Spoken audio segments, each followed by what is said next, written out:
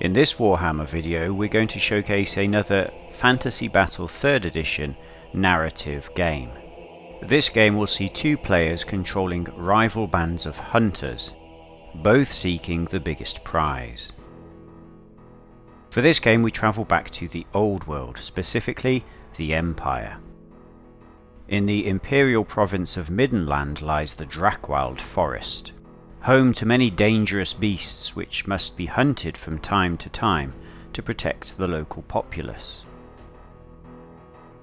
We set up our table to be 120 cm by 150 cm in size, and the terrain is laid out to represent the interior of the Drakwald forest. There are several clumps of trees which function as woods, as well as thickets of undergrowth which function as obstacles, impassable rocks, low hills and boggy marshes. The rival factions will enter the board on opposite sides behind the cover of woods, and their objective is to reach the central wood, which is the largest terrain piece on the board, where they will find a selection of dangerous animals and monsters determined by the games master. Whichever player bags the most trophies and can return their hunting party to their own board edge alive shall win the game. This is going to be a low points, small number of models game, ideal for new players or children wanting to learn how the game works in a fun scenario. It's also a fantastic opportunity to show off your collection of painted animals and monsters that you've built up over the years. And as always, I shall be explaining the rules that we're using as we go through the game. The players will take it in turns to activate their troops, whilst the games master will take control of any animals that they manage to flush out from the central forest. The game will continue until one player's hunting party is destroyed, or both players mutually agree to head back to their own board edges. One player will control the wicked Dark Elves, whose hunting party consists of a number of shadows, which are Dark Elf scouts, sent to hunt for fabulous beasts and capture any unwitting humans that cross their path. The second party are humans from the Empire, made up of scouts and foresters from the nearby village of Fassberg. Both parties will also have an accompanying warhound, which shall be used to flush the game out of the central thicket. The Empire player has a unit of 10 Bergjäger, which are human scouts. They are armed with longbows and hunting knives, which count as hand weapons. Their leader is the popular poacher turned gamekeeper, Reuben Hodd. As scouts, the unit operates in a skirmish formation. But unlike other skirmishers, scouts do not have to flee when charged by the enemy and can declare charges against enemy units. The second unit is 5 foresters of Fassberg. Foresters are a specialist Empire unit, and they are armed with light armour and longbows. Foresters are not slowed down when moving through woodland terrain, and they also have the ability to build traps in any woodland feature that they enter. The foresters elect not to deploy in skirmish formation, as skirmishers are not normally allowed to engage the enemy in close combat unless they outnumber them significantly. This unit of foresters is also accompanied by their faithful warhound, Franzi. The Dark Elf force consists of a unit of 10 shadows, which are Dark Elf scouts, and they are led by the infamous Redmane. As scouts they operate in skirmish formation, and this unit is equipped with light armour and repeating crossbows. As scouts they are permitted to declare charges and receive charges from enemy units even though they're skirmishers. And the unit is also accompanied by a warhound. This beast is just as cruel and as vicious as its masters, and is named Cujo. The humans deploy first in one corner of the board behind a wood. Reuben Hodd's Bergjäger take the lead, while the foresters prepare to enter the woods to their left. These seasoned hunters are eager to flush the game from the thicket and return home with a suitable prize for their hunting lodge. Next, Redmane's shadows deploy behind their wood. The Elves are here purely for the excitement of the hunt, and to spill blood in the name of Cain. If they can capture any unwitting humans as part of their hunt, so much the better. More slaves for Nagaroth. Both forces begin the game oblivious to the presence of the other, and the games master informs the players that they may not take any hostile actions against each other until they've both attempted to hunt at least one animal and their models have line of sight to each other. The Empire take the first turn, and in their movement phase, both units move forwards, with the foresters entering the woods. The Games Master informs the foresters that their Warhound Franzi may be used to flush game out of the thicket, provided he is within 12 inches of the terrain feature, but this will take place in the movement phase. As Franzi was out of range this turn, we move on to the reserve phase, and the Bergjäger move forwards once again. Both units are now facing the thicket, ready to take on any game that emerges next turn.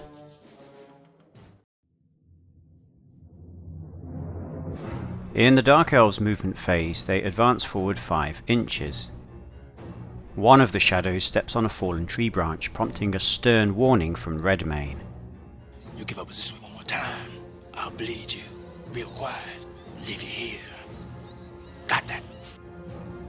Suitably chastened, the shadows move forward another 5 inches in their reserve phase.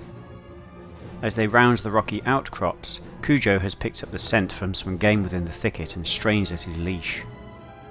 Both bands of hunters are now within range to release the hounds next turn, although both remain oblivious to the presence of the other.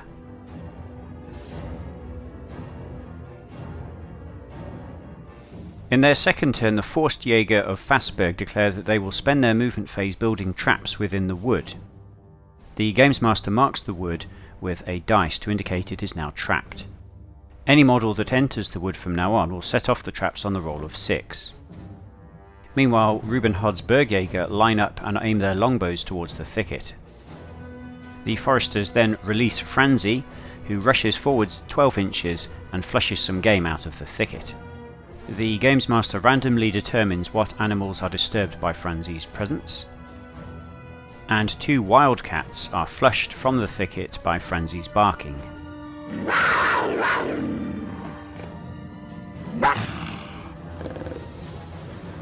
The wildcats are very fast and very fierce predators, but the hunters should be able to cope with them easily enough. The Games Master randomly determines the direction that each wildcat will leave the thicket. One wildcat moves 8 inches out of the thicket towards the foresters, and the foresters draw their bows in anticipation of an easy kill. The second wildcat leaves the thicket and moves 8 inches towards another wood, moving past the bowline of Bergjäger. The Empire player realizes his error. If he had waited for Franzi to go in first before moving his men, they would have a chance to react to the movement of the game.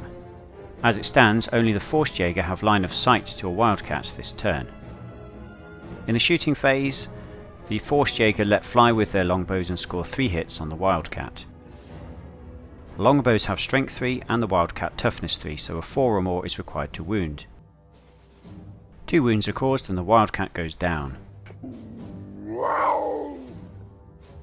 The Games Master informs the Empire player that he has bagged his first trophy, and the player records 1 wildcat against his total. In the reserve phase, the Empire player informs the Games Master he will wait to see which way the wildcat moves before reacting with his men. The wildcat moves in a random direction once again and travels 8 inches back towards the thicket. The human scouts then move sideways behind a hedgerow to keep the wildcat within range of their longbows, whilst the foresters use their reserve phase to prepare their trophy for the journey back.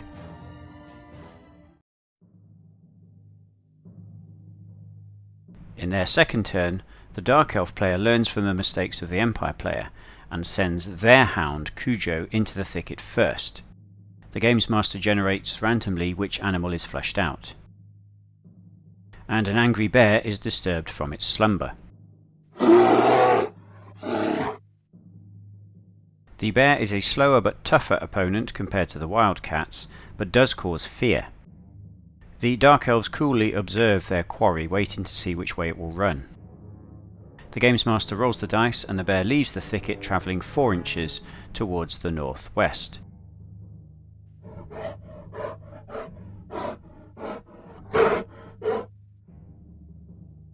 In their movement phase, the Dark Elves follow the bear,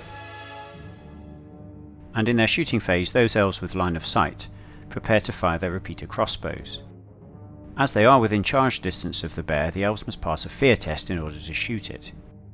With a cool value of 9, they pass easily. 6 elves can see the bear and they can fire 2 shots each with their repeater crossbows.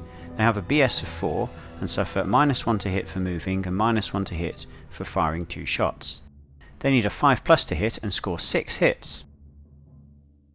The repeater crossbows have a strength of 3 and the bear a toughness of 4, so 5s are required to wound.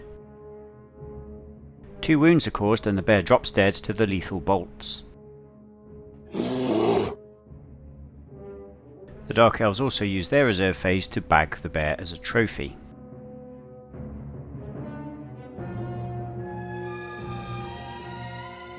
In Empire Turn 3, Reuben Hodd announces that he will allow the Wildcat to move first before his men. Unfortunately, the scatter dice for movement comes up as a hit, which means the Wildcat charges the nearest unit. The Games Master moves the Wildcat straight into contact with the nearest scout. As all 10 scouts can see the Wildcat as it begins its charge, Reuben Hodd announces the unit will stand and shoot, so he takes a leadership test to do so. He needs a 7 or less and passes. The Bergjäger need 5s to hit for shooting at a charging enemy and score 3 hits. A 4 is required to wound, and 1 4 is scored. The humans have bagged themselves a second Wildcat. The foresters exit their woods in their own movement phase, and then in the reserve phase both the scouts and the foresters continue moving towards the second wood, with the foresters performing an about-face manoeuvre, so they can keep a watchful eye upon the thicket.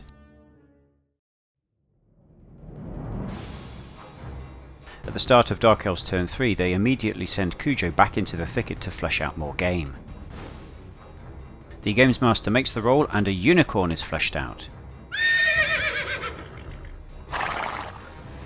The unicorn is swift and dangerous, and it has a protective magical aura which gives it an armor save of 5 or 6.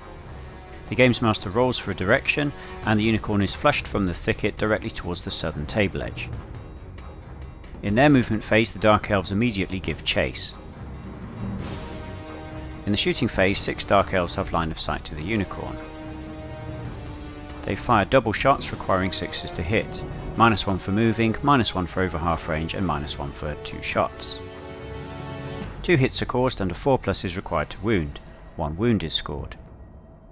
The unicorn makes its 5-up armor save but fails, and 1 wound is recorded against the unicorn. The humans have now become aware to the presence of the unicorn themselves and will have a chance to bag it in their own shooting phase if it stays put. In their reserve phase, the Dark Elves move closer to the unicorn. The Games Master then determines which way the unicorn will move in its reserve phase, and the unicorn heads right back the way it came from.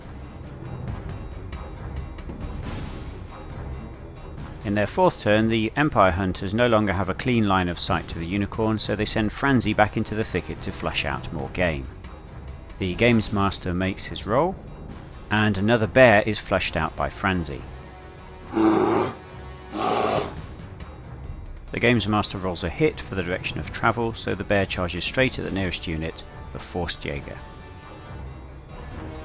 As the bear causes fear in all troops under 10 feet tall, the Forstjäger have to pass a fear test or they will flee. The foresters have a cool of 7 and pass. They announce that they will stand and shoot at the bear, which requires a successful leadership test. They have leadership 7 but roll an 8 and fail. They can't shoot. To save their comrades, the Bergjäger announce that they will charge the bear as well. This requires a fear test which they pass on their cool of 7. The scouts charge into the bear's flank, but the Games Master rules this does not trigger a panic test in the bear as the bear is charging itself. In combat, the Games Master decrees that the bear will strike first. It attacks the foresters, requiring a 4+ to hit. The bear has 2 attacks and scores 1 hit. With a strength of 4, a 3+ is required to wound. 1 wound is caused. The forester's light armor gives him an armor save of 6, which he takes and fails. 1 forester falls dead before the bear and can't fight back. The men now strike against the bear, with the forester needing a 5 and the 3 Bergjäger needing 4s. The 3 scouts hit the bear in close combat and require 5s to wound. No wounds are caused. This means the bear has killed 1 man and has charged for a total of 2, while the humans have charged and have 1 rank, but of course no damage. Their total is also 2. The combat ends in a draw. This means all the models remain in place and nobody is pushed back.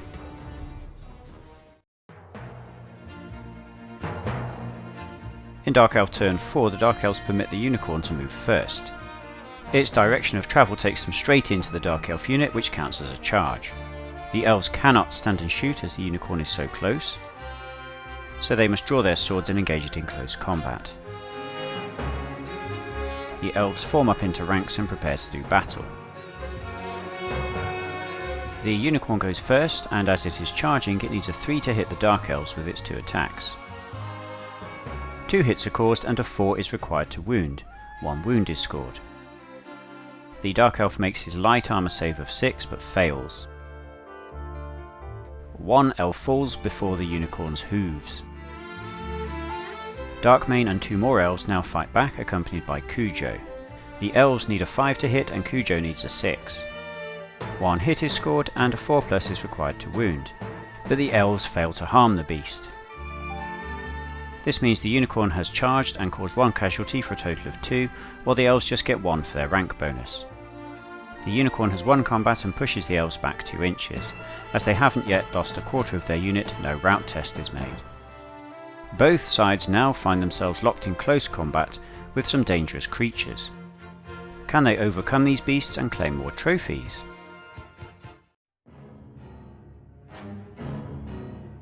In Empire Turn 5 we move straight to the close combat phase, and models will now strike in initiative order, with Franzi having the highest. He goes first, requiring a 5 to hit, but he can't get a grip on the bear. The 5 men in contact with the bear and the bear then strike at the same time. They all need 5s to hit, the bear hits once and the men hit 4 times. The bear needs a 3 to wound and the men need 5s. 1 wound apiece is caused. The forester struck by the bear gets an armor save of 6 but fails. 1 more man is killed, but the bear records 1 wound against it. Thanks to their rank bonus, the men have won this combat by 1 point, and the bear is forced back 2 inches. The men then follow up and the combat will continue next round. As they were victorious in combat, the men are allowed to lap round the bear to get more models into combat. In Dark Elf Turn 5, they immediately go to combat against the Unicorn. The Elves have initiative 6, so go first. They require 5s to hit the Unicorn and score 2 hits. With Strength 3 and Toughness 3, a 4+ is required to wound. 1 wound is caused. The Unicorn makes its saving throw of 5 or 6 but fails. The beast is brought down, and the Elves produce their skinning knives to remove the valuable horn. In their reserve phase, the Elves are permitted to move back towards the thicket once again, accompanied by Cujo. And whilst the men still struggle against the bear, the Elves have taken an early lead.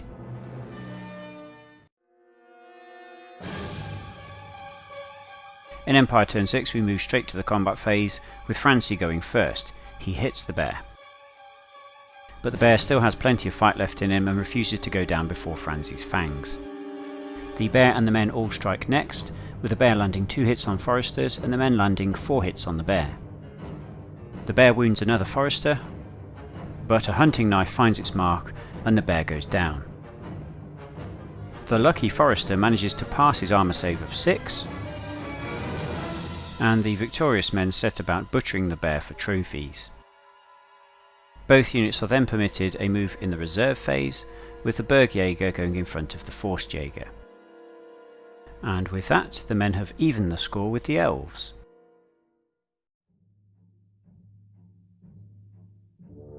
Wasting no time at all, the Dark Elves immediately send Cujo back into the thicket. The Games Master makes his roll and a Pegasus is flushed out of the trees. The rulebook profile for the Pegasus is rather underwhelming for our model, so we decide to give it the Key Rin profile and add an additional wound. The Games Master rolls to see which way the game will be flushed out of the thicket, and it leaves via the northern edge. The Pegasus is prevented from flying due to the canopy of trees overhead. Therefore it must use its movement value of 8 to move around the board. The Pegasus heads straight for the stone bridge which leads deeper into the Drakwald. Both groups of hunters can now see this game and sharpen their knives in anticipation. In their movement phase, the Dark Elves set off in close pursuit. In the shooting phase, 7 Dark Elves can draw line of sight to the Pegasus, so fire double shots. They get -1 to hit for range, -1 for moving, and -1 for double shots, requiring a 6 to hit. The first volley lands 1 hit, as does the second volley. With a toughness of 4, the repeater crossbows require a 5 to wound. 1 wound is scored. The Games Master marks 1 wound scored on the Pegasus, and then in the reserve phase the Pegasus once again moves over the bridge, with the Dark Elves hot on its trail.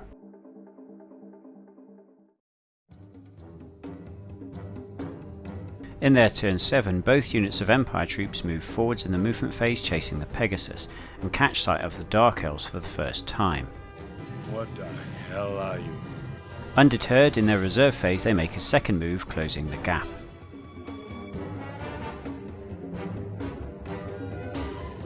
In Dark Elf turn 7, the Pegasus moves over the bridge and heads to the west. Unconcerned for the time being by the human prey that have intruded upon their hunt, the Dark Elves continue chasing the Pegasus. Redmane pats his trusty repeater crossbow and dares the humans to approach. Come on in. Old Painless is waiting.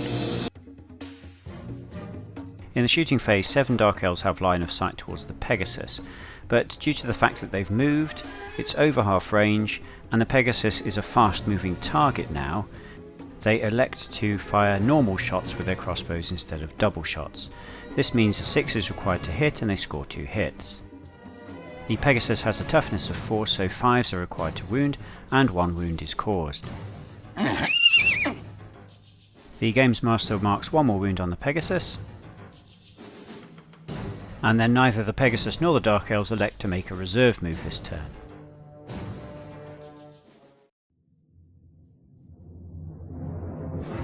In their turn 8, the Empire player decides not to keep chasing the Pegasus, but to turn his attention instead towards the Dark Elves. They decide not to move and instead take aim with their longbows in the shooting phase. The Foresters go first, but their arrows fly wide. The Bergjäger go next, and they'll get a -1 to hit due to the Elves' skirmish formation. 10 shots are fired and 2 hits are caused. Longbows have a strength 3 and Elves have a toughness 3, so a 4+ is required to wound. 1 Elf is wounded. At half range, a longbow imposes a -1 save modifier, so the Elf cannot make his armor save. He is removed as a casualty. The Foresters then move into the woods in their reserve phase, performing a complex maneuver by moving backwards. This requires a successful leadership test, which they pass. The Bergjäger then expand their line to keep all the Elves in their line of sight.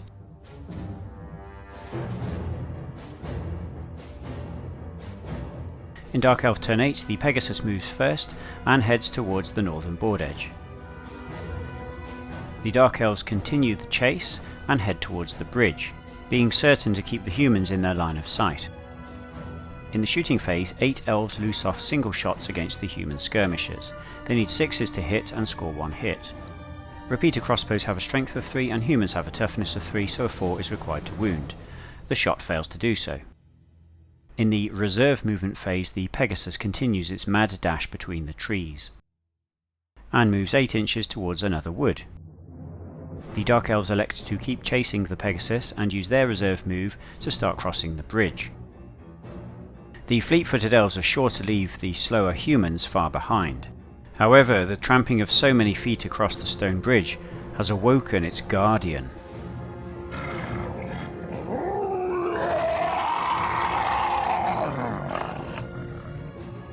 A hideous troll clambers up from the swamp below and blocks the way forward. One Ugly mother... The elves are now trapped on the same side of the bridge as the humans, unless they can somehow get past the troll.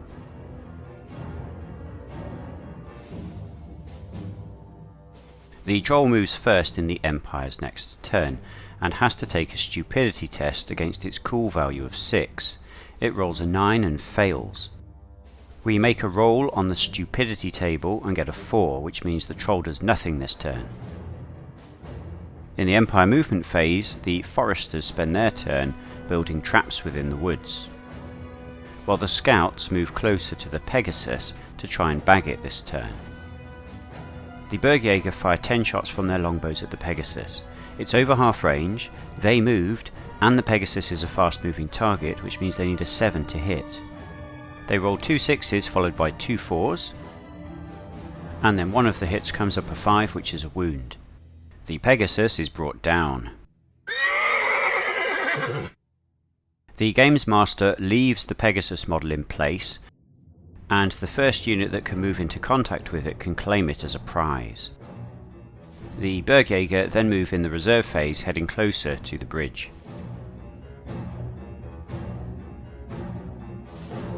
In their turn 9, the Dark Elves elect to shoot at the troll right in front of them. To do so, they must pass a fear test, as it is within charge range of the unit. They have a cool value of 9 and pass easily. 5 elves have line of sight to the troll, and they elect to shoot double shots from their repeater crossbows. This gives us 10 attacks needing 4s to hit. 6 hits are caused, and we need 5s to wound. 4 wounds are caused. The troll goes down. The Games Master informs the Dark Elves that they may make their reserve movement phase and then attempt to claim the troll's carcass. The elves wisely move over the bridge, closer to the Pegasus. However, at the end of the turn, the troll gets to make a regeneration roll. If it can roll 4+, all damage done is restored. It gets a 4.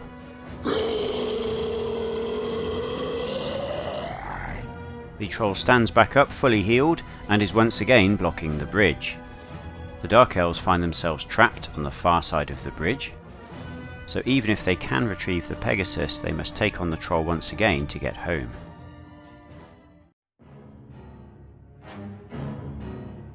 In Empire turn 10, the troll takes another stupidity test and fails again. The stupidity table roll comes up with a 1, so the troll wanders off in a random direction at half pace. On this occasion, the troll wanders down the bridge towards the Empire side.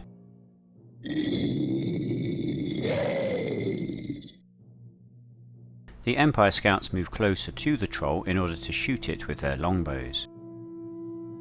In the shooting phase, they score 4 hits and 2 wounds. The Forstjäger then ply their longbows in an attempt to bring the troll down. They also score 2 hits, but their arrows fail to wound the beast. In the reserve phase, the Bergjäger wisely retreat before the troll. And at the end of the turn, the troll once more regenerates all the damage caused.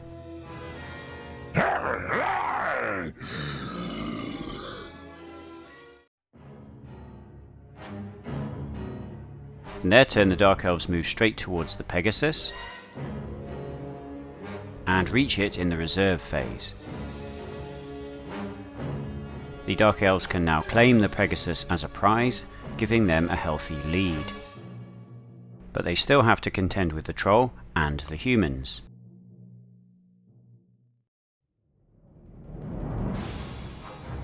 In the Empire turn, the troll manages to pass his stupidity test. This is bad news for the humans, as the troll is within charge range of them, and he proceeds to do just that. The humans must pass a fear test for being charged by the troll, and they succeed. They then elect to stand and shoot and pass a leadership test to do that. Reuben Hodd's men fire and score 4 hits on the charging troll. 2 arrows puncture its thick hide and 2 wounds are caused. We place a marker to show the troll is wounded. If it bleeds, we can kill it. The troll has an initiative of 1, so the men go first in close combat. 2 men can fight, needing a 5 to hit, but they miss. The troll goes next. It has weapon skill 3, the men have weapon skill 3, so it needs a 4+ to hit because it charged. 3 hits are caused, and the troll has a strength of 5, which means it needs a 2 or more to wound the humans. 2 wounds are scored. 2 scouts are crushed by the troll, and the troll has scored a total of 3, 2 for casualties and 1 for charging. The humans score 0, so lose. As the humans have just been beaten in combat by an enemy that they fear, they rout automatically. The nearby Forstjäger, having witnessed this rout, must pass a panic test. They succeed. The Bergjäger move double pace away from the troll, and the troll moves after them. As the troll has a movement of 6 compared to the human's movement of 4, it can catch them easily. The troll gets to make 2 free hacks during the pursuit, and another Bergjäger is killed. The troll then makes a regeneration save for the damage caused this turn, and fails.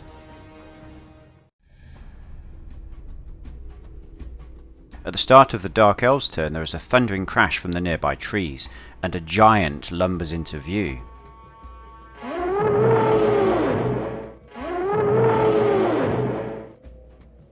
In competition games, giants should have randomly determined statistics, but for this game the games master has simply picked a giant profile which suits the model. The giant seeks to make a meal of the dead Pegasus and is enraged by the presence of the Dark Elves in its territory. The games master determines that the giant will move randomly in the same manner as a game animal. This at least gives the Dark Elves a chance to avoid it. Unfortunately, the first roll for the giant's direction takes it straight into the Dark Elves, and it counts as charging. The Dark Elves are too close to stand and shoot, so they'll have to face the beast in close combat. Giants cause fear in all creatures under 10 feet tall, so the elves have to pass a cool test or flee. With their cool of 9, the elves pass comfortably. The games master permits the elves to form up in ranks to fight the giant.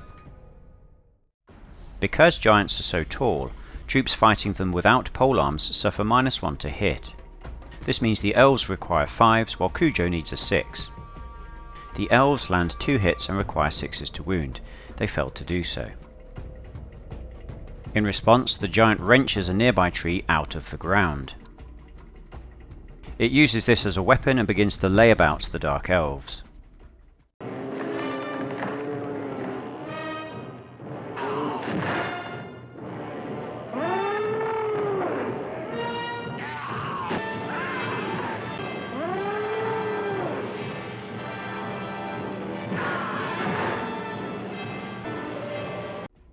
The giant has several modes of attack and elects to use a swing with club attack.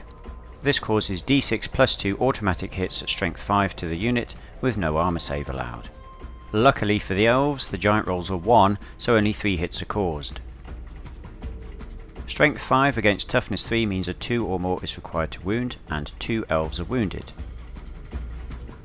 With no armor save allowed, they're both removed as casualties. The giant scores 1 for charging and 2 for casualties against the elves 0. They lose combat and must flee, as they fear the giant. The games master determines that the elves will naturally flee back over the bridge. The elves make an immediate double pace move, and the giant pursues them, catching them easily with its long stride. The giant then makes 2 free hacks, scoring 1 more casualty on the elves. 1 more model is trampled underfoot.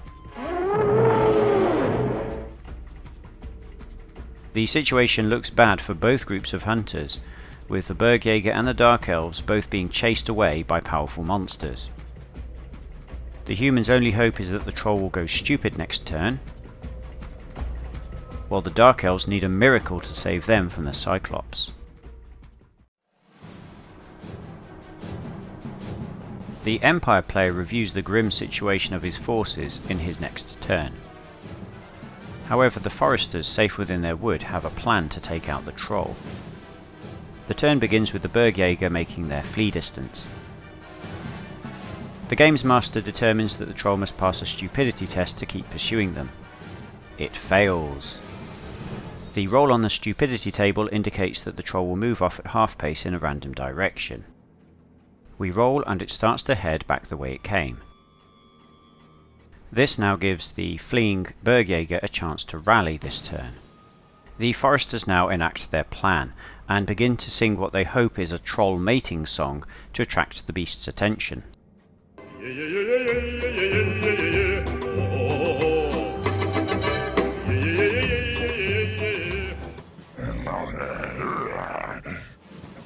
Come on! Kill me! I'm here! Kill me! In desperation, the foresters then loose off 3 shots at the troll, hoping to bring it down. But in their panic, their aim is poor, and all shots miss. In the rallying phase, the Bergjäger pass their leadership test of 7 and come to a halt. They turn back around to face the troll once again.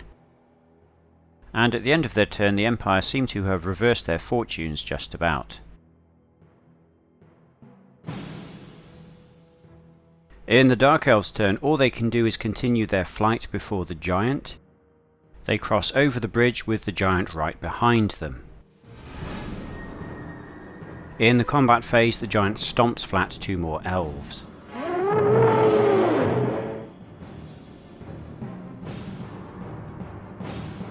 In the Empire turn, the troll passes his stupidity test and immediately declares a charge on the foresters. As the troll causes fear, they must pass a fear test against their cool of 7, but they roll a 10 and fail. The foresters immediately rout away from the troll. They move double pace out of the woods, and the troll now gets to charge straight at them. However, the path that the troll must take passes straight through the woods, and this is where the foresters have laid their traps. On the roll of a 6, the troll will set off a trap. He rolls and gets a 6. The trap inflicts a strength 4 hit on the troll. We roll and get a 4. A wound is caused. The troll goes down under the weight of a falling log trap. But at the end of the turn we roll to see if it can regenerate. The troll gets a 2 and stays down. Whichever unit can make it back towards these woods can claim the troll's carcass. But with the giant rampaging across the board, this is easier said than done. In their next turn, in desperation, the Dark Elves flee away from the Cyclops into the thicket. The Games Master determines that this move will have the same effect as flushing game out with a hound, so makes a roll to see what monster is disturbed. The Dark Elves come face to face with a creature that gives the Drakwald its name.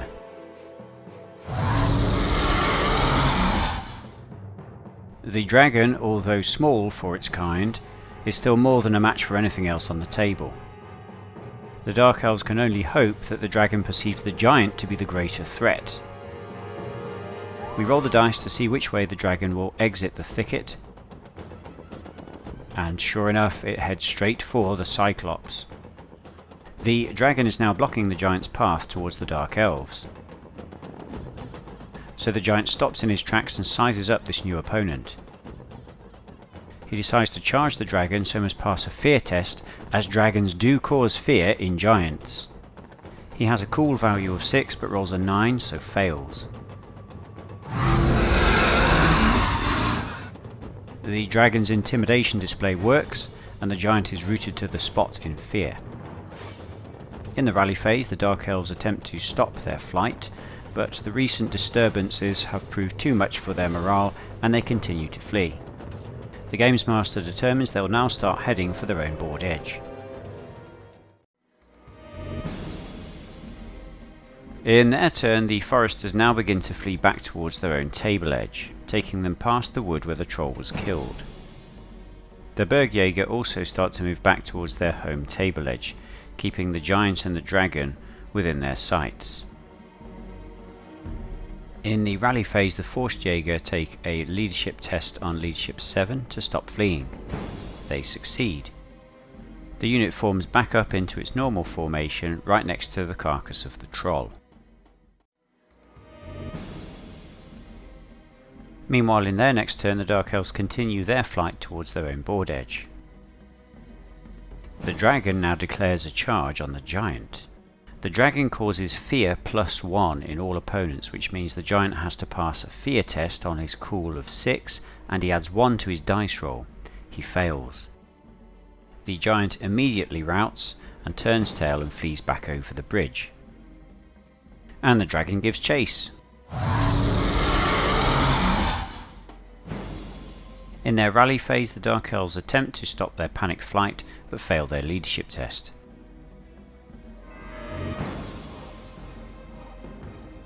In their movement phase, the rallied Forstjäger spend the turn removing valuable trophies from the troll, whilst the Bergjäger make it back to their own board edge. The Forstjäger follow them in the reserves phase.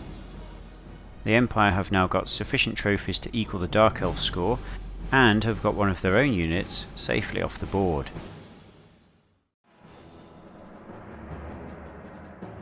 In the Dark Elf turn, the Cyclops continues to flee towards the board edge. And the Dark Elves do likewise, making it virtually all the way back to where they started.